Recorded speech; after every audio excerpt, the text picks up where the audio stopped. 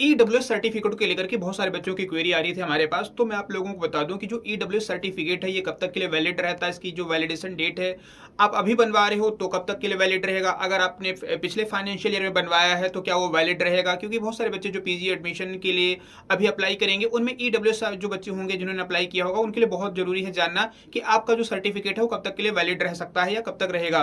तो देखिए, जो आपकी ईडब्ल्यूएस सर्टिफिकेट की जो वैलिडिटी होती है ये मैं आपको बता दूं तो पूरे फाइनेंशियल ईयर के लिए होती है। अगर आपने 1 मार्च यानी 1 अप्रैल को अगर आपने बनवाया है तो 31 मार्च तक के लिए वैलिड रहेगा, यानी कि पूरे फाइनेंशियल ईयर काम करता है। अगर आपने जून में बनवाया है तो जून में अगर आपने बनवाया होगा तो 31 मार्च तक के लिए ही वैलिड रहा होगा। जैसे अभी मान लीजिए अब मई मंथ चल रहा है, ठीक है, तो अगर आपने मान लीजिए मई मंथ में बनवाया था या अप्रैल में बनवाया है तो अगले साल यानी कि 31 मार्च तक के लिए वैलिड रहेगा।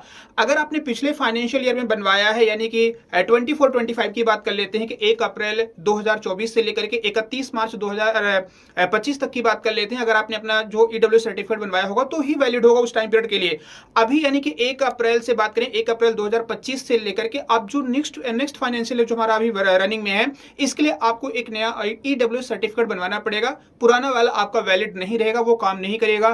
तो जिन बच्चों को अभी भी मतलब कि जिन्होंने कि पीजी में ईडब्ल्यू सर्टिफिकेट के लिए अप्लाई की मतलब कि एप्लीकेशन फॉर्म में मेंशन किया होगा कि आप ईडब्ल्यू के क्राइटेरिया में आते हैं, तो आप लोग अपना एक नया सर्टिफिकेट बनवा लीजिए, क्योंकि ये आपका वैलिड नहीं रहेगा। प्रीवियस ईयर वाला वो इनवैलिड हो जाएगा, आपको एक नया ईडब्ल्यूएस सर्टिफिकेट बनवाना पड़ेगा, ठीक है।